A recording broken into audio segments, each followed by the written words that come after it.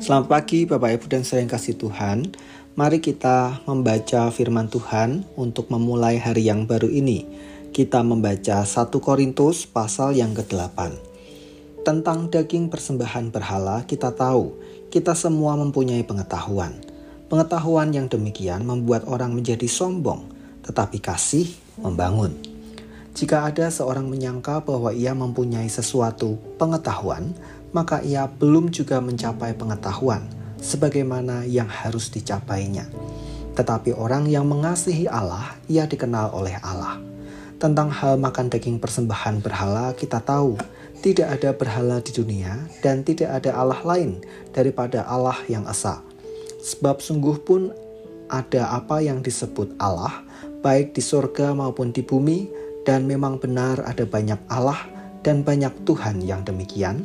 Namun bagi kita hanya ada satu Allah saja, yaitu Bapa, yang daripadanya berasal segala sesuatu dan yang untuk Dia kita hidup. Dan satu Tuhan saja, yaitu Yesus Kristus, yang olehnya segala sesuatu telah dijadikan dan yang karena Dia kita hidup. Tetapi bukan semua orang yang mempunyai pengetahuan itu. Ada orang yang karena masih terus terikat pada berhala-berhala, makan daging itu sebagai daging persembahan berhala. Dan oleh karena hati nurani mereka lemah, hati nurani mereka itu dinodai olehnya. Makanan tidak membawa kita lebih dekat kepada Allah. Kita tidak rugi apa-apa kalau tidak kita makan, dan kita tidak untung apa-apa kalau kita makan. Tetapi jagalah supaya kebebasanmu ini jangan menjadi batu sandungan bagi mereka yang lemah. Karena apabila orang melihat engkau yang mempunyai pengetahuan sedang duduk makan di dalam kuil berhala, bukankah orang yang lemah hati nuraninya itu dikuatkan untuk makan daging persembahan berhala? Dengan jalan demikian, orang yang lemah, yaitu saudaramu, yang untuknya Kristus telah mati, menjadi binasa karena pengetahuanmu. Jika engkau secara demikian berdosa terhadap saudara-saudaramu dan melukai hati nurani mereka yang lemah, engkau pada hakikatnya berdosa terhadap Kristus. Karena itu, apabila makanan menjadi batu sandungan bagi saudaraku, aku untuk selama-lamanya tidak akan mau makan daging lagi, supaya aku jangan menjadi batu sandungan bagi saudaraku. Pengetahuan yang melemahkan iman sesama. Persoalan tentang makanan yang telah dipersembahkan bagi berhala menjadi topik yang ditanyakan kepada Rasul Paulus. Agaknya sebagian orang Kristen keberatan ketika menyaksikan saudara seimannya membeli atau memakan daging persembahan dari kuil berhala. Mereka yang membenarkan diri ketika melakukan hal itu bukan tanpa alasan. Mereka berprinsip dengan pengetahuan mereka bahwa makanan tidak akan mempengaruhi iman. Pada dasarnya itu sesuai dengan pengajaran Rasul Paulus bahwa iman tidak dipengaruhi oleh apa yang kita makan. Namun demikian, Rasul Paulus juga mengingatkan, jika oleh pengetahuan itu membuat iman saudara kita melemah, mereka akan berhadapan dengan penghakiman Allah. Mereka berdosa terhadap Tuhan Yesus.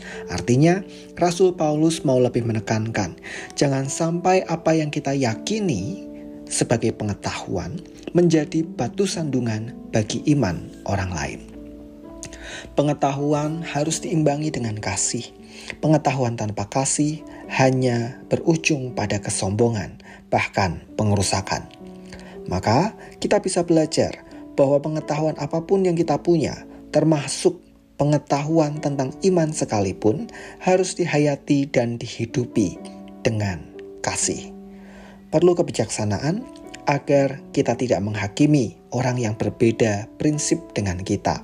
Bahkan perlu kepekaan untuk menghargai mereka yang belum siap dengan apa yang kita anggap sah-sah saja untuk dilakukan. Jika apa yang kita anggap benar dan tidak melanggar iman ternyata melemahkan iman orang lain, tahanlah dan jika perlu, jangan lakukan. Bahkan, jangan sampai kita justru menjadi batu sandungan terhadap iman saudara-saudara kita yang pada akhirnya membuat kita berdosa kepada Tuhan. Mari kita berdoa. Kami bersyukur Tuhan karena Tuhan menganugerahkan kami iman di dalam Yesus Kristus yang telah menyelamatkan kami. Kami mengucap syukur karena tidak ada sesuatu pun yang dapat menghalangi kami untuk menghidupi iman kami kepadamu, dan tidak satu pun bisa mempengaruhinya. Namun Tuhan, kiranya kami juga boleh belajar bijak di tengah keyakinan atau iman kami. Kiranya kami belajar menjadi orang-orang yang turut menjaga hati dan iman saudara seiman kami, sehingga jangan sampai melalui tutur kata, perilaku kami, dan hidup kami justru membawa saudara seiman kami mengalami kemunduran iman, bahkan menjadi jauh dari Tuhan atau melakukan dosa. Ampuni kami jika selama ini kami angkuh dengan kesombongan kami terhadap pengetahuan dan keyakinan kami, namun ternyata justru menjadi batu sandungan bagi sesama kami. Tuhan, kami menyerahkan hari ini. Tuhan kiranya menyertai kami dan memberkati kami. Di dalam nama Tuhan kami Yesus Kristus, kami berdoa dan mengucap syukur. Amin.